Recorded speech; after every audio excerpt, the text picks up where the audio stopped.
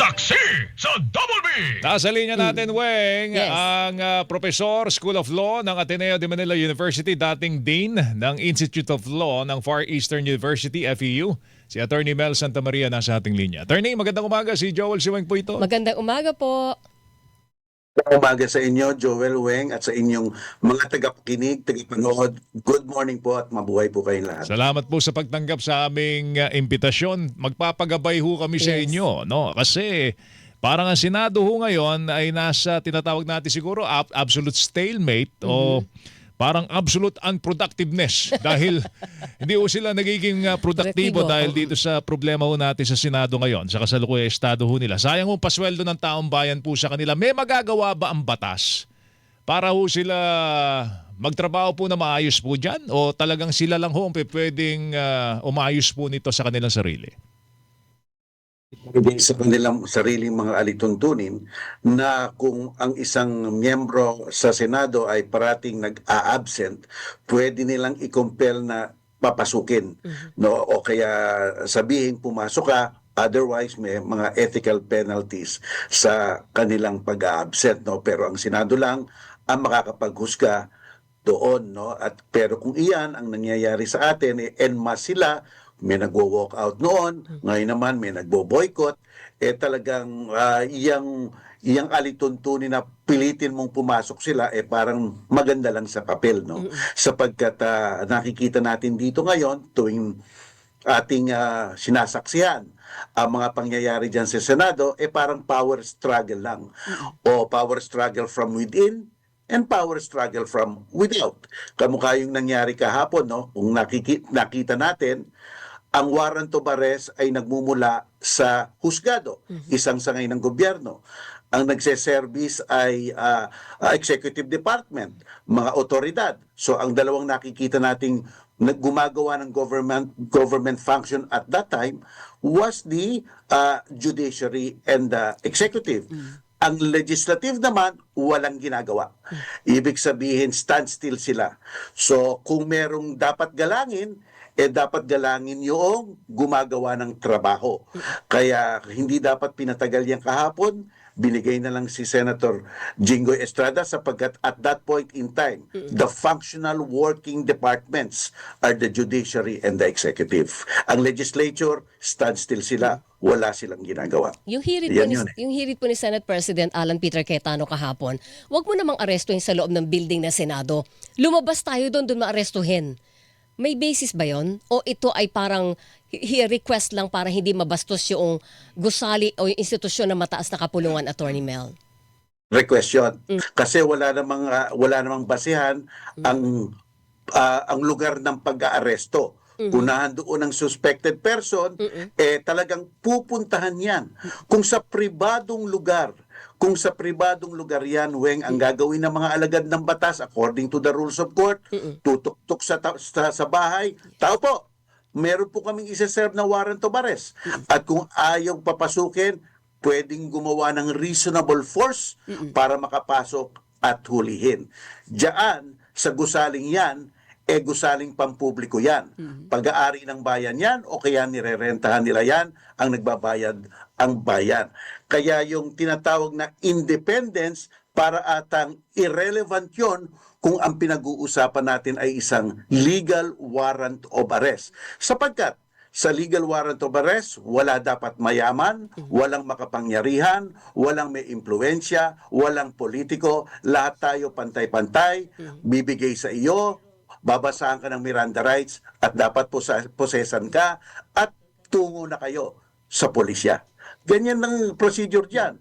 Pero siyempre, iba ang treatment kung mataas ang tao, nakita natin kagabi, no, kahapon. Pero sa nakita niyo po na daloy noong proseso ng pag-aresto kay Senator Jinggoy kahapon, Maayos naman. maayos po ba o may Attorney Mel? nakita kayong paglabag sa kanyang karapatan o sa batas? Kung nakitang paglabag sa kanyang karapatan, at credit of Senator Jinggoy Estrada, siya ay sumuko, siya ay pumunta doon sa himpilan at para naibsan ang tensyon, no? So wala naman minirandarize siya, sinabihan siya at nagtungo na siya sa pulisya at nasa, I think, sa Payatas at doon nandun na siya at wala na regular. So ibig sabihin ko, kung susundin lang natin ang mga alituntunin batas, wala nang mga kung ano-ano pang assertion na independence or that which is totally irrelevant to the issue, mahusay ang ano niyan. Mahusay dapat ang daloy ng pag-aaresto. Okay. Ang isa sa mga pangunahing dahilan kung bakit daw po nag-boycott ang Yes. majority kahapon ay para daw i-assert ang independence po ng Senado. No? Ipoprotesta po nila yung ginawang pag-aresto kay Senator Jinggoy at i-assert yung independence po ng Senado mula sa sa ngayon ng gobyerno, lalo na sa executive. Meron bang basis yon, Attorney Mel, sa inyong nakikitang mga nangyari po sa Senado? Joel, wala. Walang basis yun. Walang basis yun. Kaya nga, sa isang valid legal warrant of arrest talagang maiseserve yan kahit saan. Yung tinatawag na independence of the legislative, wala namang nag-encroach sa kanilang paggagawa ng batas. Wala namang nag-encroach sa kanilang pag-impeachment trial. Wala namang nag-encroach sa daloy ng business nung legislatura. So therefore, walang point ang sinasabing independence. Basta't sinasabi mong independence, ikaw ay nangihimasok sa mga opisyal na gawain ng isang departamento ng gobyerno. It's a simple service of a valid warrant of arrest. It is as simple as that. Dapat walang naging complication yan. Attorney Mel, kakaiba yung sitwasyon sa Senado ngayon kasi ang nagpo-protesta dahil sa pag-aresto kay Senator Jinggoy ay ang buong majority bloc. Sila yung nag-boycott kahapon at kung hindi pa rin po sila halimbawa tumugon sa kanilang tungkulin sa pamamagitan ng pagdalo ng sesyon, meron bang pwedeng umakyat ng Korte Suprema para i-compel sila na, oy, magtrabaho kayo, pumasok kayo ng sesyon? And sino ang pwedeng umakyat o maghabol ng ganong klase ng pananagutan sa kanila? Ganito yan, no? Opo. Pwede kung magfa-file tayo ng tinatawag na mandamus. Okay. So, ang mandamus ay isang proseso na pinipilit mo legally ang isang taong gumawa ng kanyang tungkulin. Mandamus, no? At pwede rin silang mag-file sa ethics dyan, sa loob ng Senado. Pero siyempre, sila rin din, yan. oo. Ewan natin kung anong mangyayari dyan. Yung iba nga walang nangyayari at nakatenga lang lahat yan. Marahil iyon ang pwede nilang gawin. Pero nakakahiya. Nakakahiya kung aakit sila sa Korte Suprema. Kasi kung tutuusin, isang internal problem yun ng Senado. Kaya nga baka mag-hesitate rin ang Korte Suprema. Baka sabihin ng Korte Suprema, separate department kayo, matatanda na kayo. Dapat magkaroon kayo ng kaayusan diyan. Alam mo, ito nga ang isang disappointment as frustration. Liderato yan liderato ng Senate. Ang isang Senate President, basta't nagkakaroon na ng tensyon at hidwaan na ganyan, he must transform himself to a mediator ng dalawang nagbabangayan na parte. Panig, sapagkat yun ang punto niya.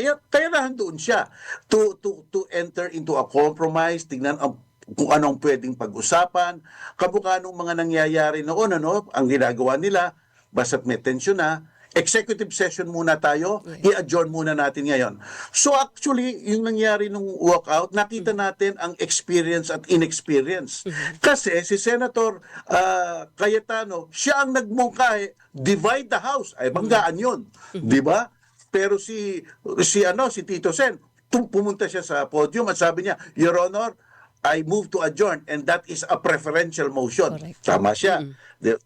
Tama siya. So, yun ang nangyari. So, ganun dapat Kaya, kita mo dapat meron ring, siguro a little bit of experience sa mga ganyan. Dahil kung ganitong mangyayari, puro power struggle, talagang going down. Kaya dapat na baguhin nila. Magkaroon sila ng statesmanship ika nga ngayon. Kasi nasabi ninyo, Attorney Mel, yung call for a division of the House hindi dapat nanggaling sa Senate President. Oh, yun, hindi mo Because siya yung siya yung mediator At that point in time, he must have transformed himself. Okay?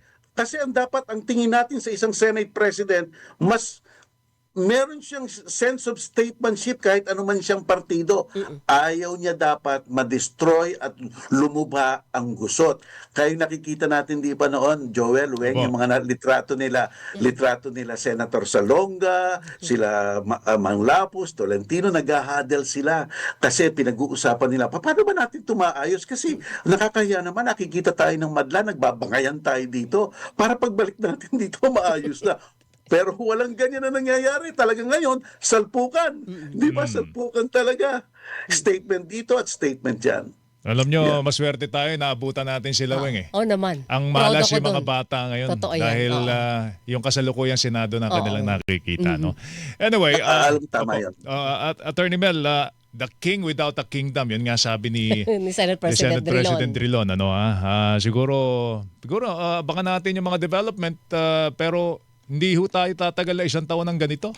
Oo naman, dapat hindi, 'di ba? Parang kinakailangan may mangyari pong pagbabago no? Oo, sa tama yun. mataas na kapulungan. Attorney Mel, salamat sa oras po ninyo. Thank Magandang you. umaga po sa Good inyo. morning, sir. Maraming salamat, Joel at Weng. Mag-ingat Thank po you. kayo. Maraming Si salamat, Attorney Mel Santa Maria, Professor Ateneo School of Law. Mga kapuso, dati pong Dean ng Far Eastern University Institute of Law.